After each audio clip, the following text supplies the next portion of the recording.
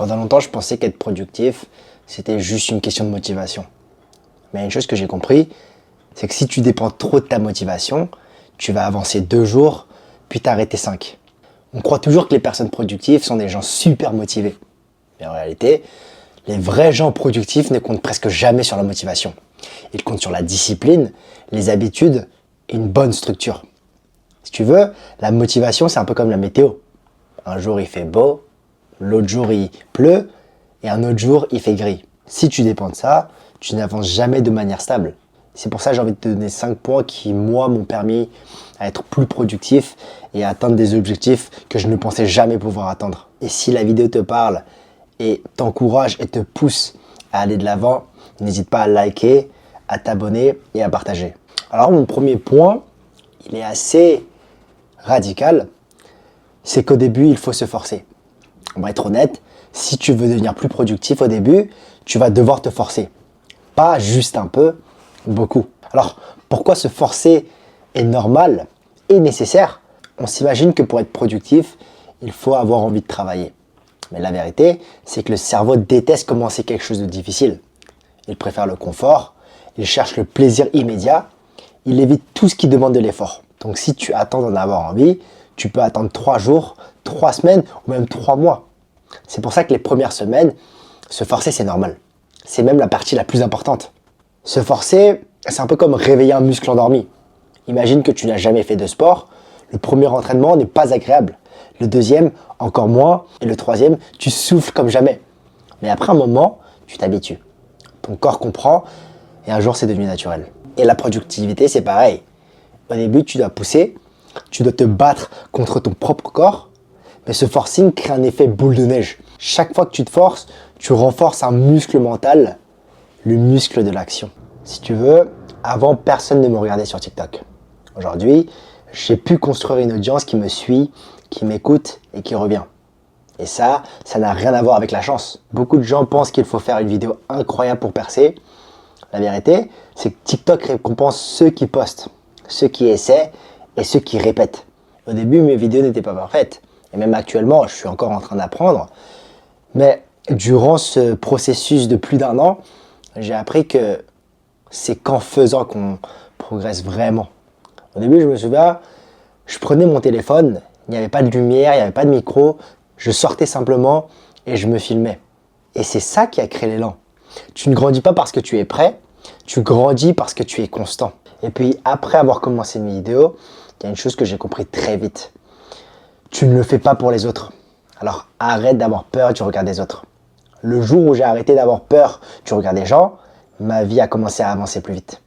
Avant ça, j'étais bloqué. Je créais, mais j'avais peur. Je postais, mais j'hésitais beaucoup. Je voulais grandir, mais j'attendais simplement la validation des gens. Parce que le regard des autres était l'un de mes plus gros freins. Avant, j'avais peur de tout.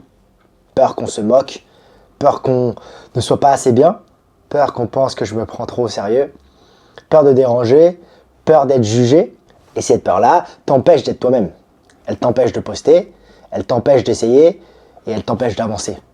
Et pourtant, la plupart des gens ne regardent même pas autant que tu crois. Parce que si tu regardes bien, il y aura forcément des gens qui ne seront pas d'accord avec ce que tu dis, avec ce que tu vas faire. Mais regarde toutes les personnes que tu peux aider. Regarde toutes les personnes qui peuvent être bénies simplement parce que toi, tu as décidé de te mettre en action.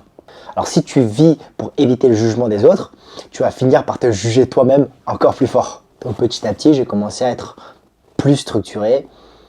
Puis j'ai commencé avec mon point 3 qui est de mettre à jour ses objectifs et les écrire sur papier, pas simplement sur téléphone. Un truc qui a complètement changé ma productivité, c'est d'écrire mes objectifs sur papier. Pas sur mon téléphone, ni sur une note perdue, mais sur papier. Et les mettre à jour régulièrement. La raison pourquoi je te dis ça, c'est parce que lorsque tu l'écris sur papier, noir sur blanc, en fait, c'est comme si l'intention était bonne. Alors que lorsque tu l'écris sur téléphone, le téléphone c'est fait pour consommer et le papier c'est fait pour réfléchir. Quand tu écris tes objectifs dans ton téléphone, tu les mets dans le même endroit que TikTok, Instagram, messages, distractions. Ton cerveau l'associe automatiquement à la consommation, pas à la construction. Le papier, c'est totalement différent. Quand tu écris à la main, tu ralentis. tu réfléchis vraiment, tu clarifies ce que tu veux et tu donnes vraiment du poids à tes intentions. Et donc, sur mon carnet, sur mon notebook, j'écris mes objectifs à court terme comme à long terme. Donc, court terme, ça peut être de la semaine, du mois. Long terme, on va partir plus sur du 6 mois à 3 ans. Donc, je note tout ce qui me passe par la tête. Et le truc, c'est que lorsque tu l'écris et que tu le relis, c'est comme s'il y a une chose miraculeuse qui se passe. Donc, essaye ça et tu verras. Et retiens ça. Ce que tu écris devient une direction. Ce que tu n'écris pas devient un souhait. Et mon quatrième point, c'est de lire. Pas forcément un livre par semaine, mais avoir une fréquence assez régulière de lecture. Alors moi, avant, donc l'année dernière, à l'école, j'ai jamais été quelqu'un qui était passionné par la lecture. Et je détestais même. Je détestais. Mais une chose que j'ai appris l'année dernière, c'est qu'en lisant, ça a commencé à développer ma façon de penser. J'ai commencé à avoir aussi du vocabulaire beaucoup plus précis.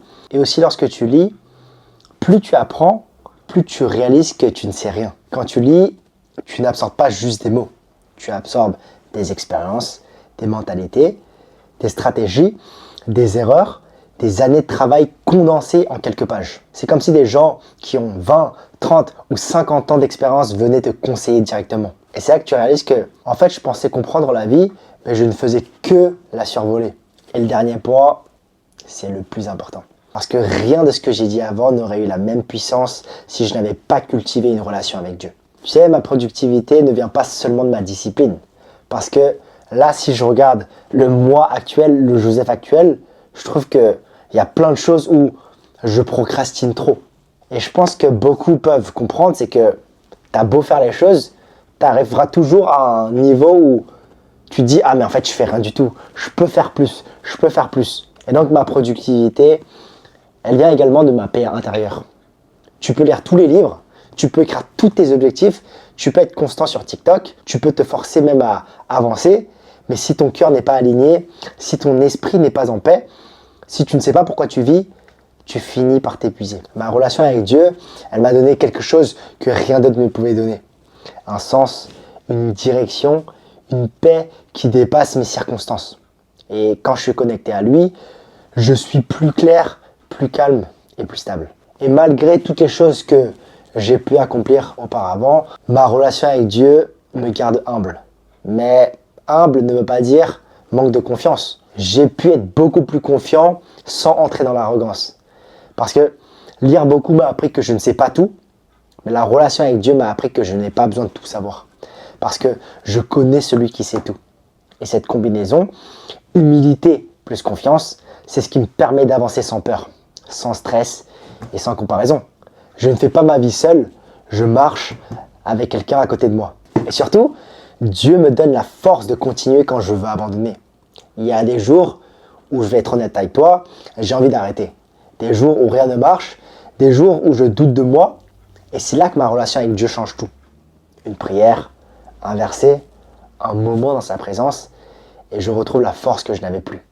Donc, une chose que j'ai envie que tu retiennes, c'est que tu dois vraiment entretenir cette relation. C'est simple à dire, mais c'est quelque chose de très puissant. Ce n'est pas quelque chose de compliqué ou religieux. C'est juste prendre un moment pour parler à Dieu, lire sa parole, écouter, remercier et respirer dans sa paix. Parfois, tu sais, on n'a pas besoin de plus de motivation. On a besoin d'être plus conscient. Plus conscient aussi de ce qu'on a, parce qu'on a tendance à regarder ce qu'on n'a pas, les ressources qu'on n'a pas, le matériel qu'on n'a pas. Mais si tu regardais vraiment ce que tu avais, tu aurais commencé déjà depuis. Donc, laisse-moi t'encourager pour te dire que tu dois entretenir ta relation avec Dieu. Et plus ta relation est intime avec Dieu, plus il va te révéler des choses que tu n'aurais jamais pu connaître auparavant. Et tu verras que tu ne seras plus perdu. Donc, encore une fois, si cette vidéo t'a plu, n'hésite pas à liker, à partager, à t'abonner, à envoyer à une personne qui aurait besoin de ça. Et on se voit bientôt. Bye bye.